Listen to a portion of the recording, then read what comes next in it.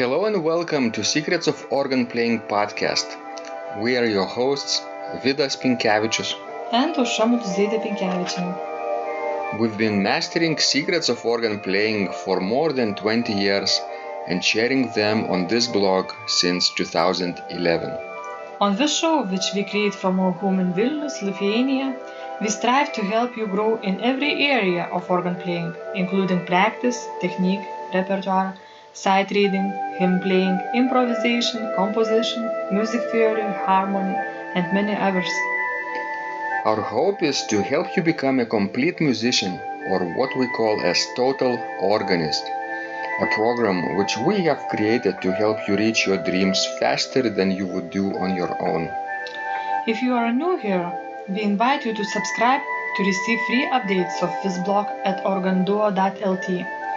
By subscribing, you will also receive free video how to master any organ composition and 10-day organ playing mini course. And now let's go to the podcast for today. Hi guys, this is Vidas. And Aušra. Let's start episode 257 of Secrets of Organ Playing podcast. This question was sent by Glaiza. And Glaiza writes, "Hi, please teach me how to do full pedaling in organ." Well, this is a rather complex and rather unspecific question, Aušra, right? Yes, it's very broad and very unspecific. Because you cannot just take and, in generally describe all pedaling process in the organ. Because you could talk about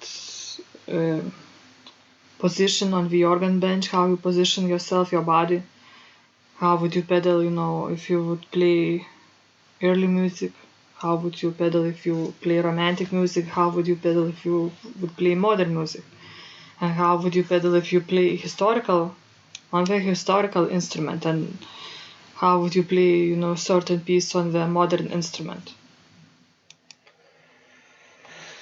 You're right, Aušra. So maybe we could talk about something what we do, right? Do you write your own pedaling? Yes, I do. Not for everything, but yes, I do. I write more pedaling than, fingering for myself. What about me? I don't know, tell us. So, good question. Thank you. I sometimes don't write pedaling for early music because it has very strict rules and I know them. Not only I know, but my body knows it, and I can play as I want without writing it down. But for later music, I guess there are more options, and writing down the best option for me at that time is helpful. Yes, so, okay, talking about those options, Aušra, early music, right? Why do you think they don't play with heels or they don't use heels in early times? Well, because on some of the particular instruments, to use heel would be physically impossible. What was the last instrument that you tried with the short keys where heels were not possible to play? Well, even, in such an instrument as built by Andreas Hildebrand in Paslanka, I don't think it would be possible to use heels on that instrument. Right. Do you remember the local organist, what he did in order to facilitate usage of heels? I remember. With the bench. Yes, he just put that bench other way around, turned it other way around. So. And then you have more space for your feet.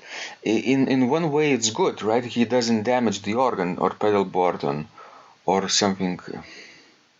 He doesn't need to replace the pedal board with the modern one. But I think he used the heels for playing hymns. But I think it's also unnecessary Yes, while playing such an instrument. I'm just thinking, if you are organist at such church that has, one of the most wonderful historical restored organ, then why you use the heel? You just torture yourself and torture the instrument. maybe it's difficult to change the habit, that he learned in music school or somewhere else. Well, you can relearn it anyway if you are lucky to be, on such an instrument every day. Right. So no heels, and then most of the passages can be done with alternate toes, right? Yes, most of them can. Left, right, or right, left, right, left. But there are exceptions, right? Sometimes we use same foot when the passages are in extreme ranges of the pedal board. That's right. High or low. What else? Maybe when the note values are very slow. That's right, and sometimes you use the same foot toe when you want to articulate more. If it's two notes are in different bars. Yes, Measures. and that happens often when the pedal melody changes direction. So if it That's goes right. up, you use alternate toes. But then if it suddenly goes down, at that moment you use the same foot, and therefore you have an accent before that. That's right. And of course, when you play early music, you need to put more weight on your big toe. You need to get that feeling that you are actually playing with your big toe. Oh, you need to. I think what you're meaning is to keep your feet turned inward, right? Not A outward. little bit, yes. And therefore. Yes, because how else would you put your weight on your big toe? What about the knees? We don't have to be together. In heels? Heels as well. And that's what I like about Baroque music.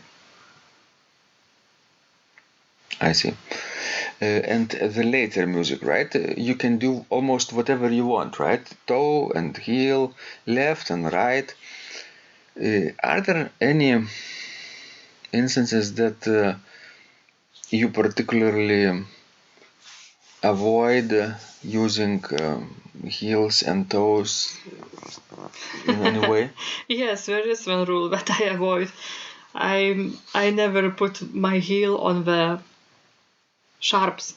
Okay, that's a Sharps. good rule. Yes.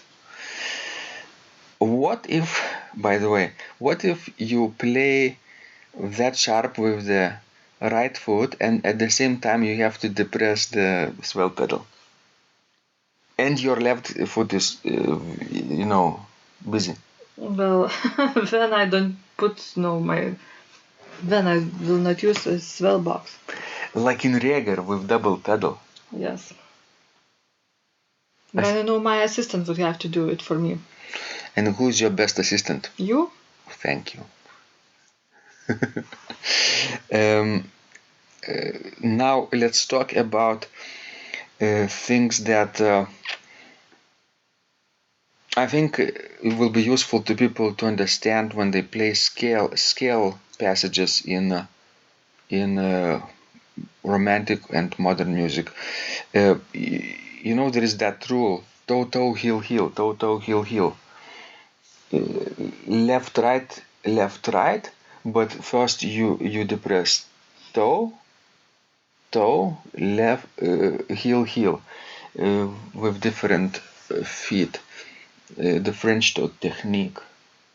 and that helps people keep the heels and knees together. Do you like it? Not so much. I don't think it's very well suits my body.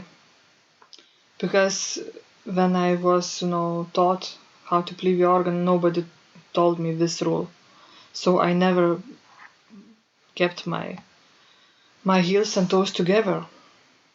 And let's consider it, people have different body constitutions, different, weight.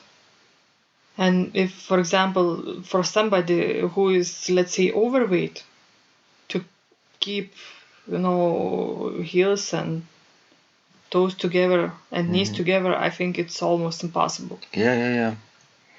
Exactly. And especially in places where you play in extreme edges of the pedal board, lower left or higher right. And I know this technique. I tried it, in the States when I had to play from Richie Stauffer technique book, and I can do it, but it gives sort of tension to my body, unnecessary tension to my body. Exactly. And I think one more thing could be useful for people to know that there is a system that some organists play with the left foot on the left side of the pedal board and with the right foot on the right side of the pedal board.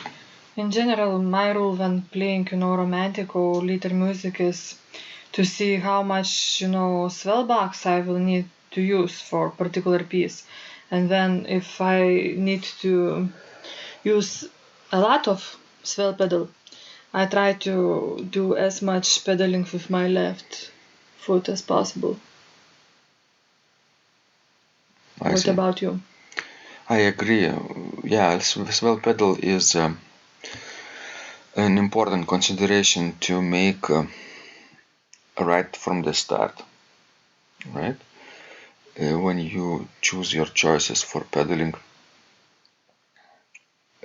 and most of the time you need to use right foot for the swell pedal. So at those spots when you use crescendo pedal or swell pedal, you play with the left foot alone. That's right.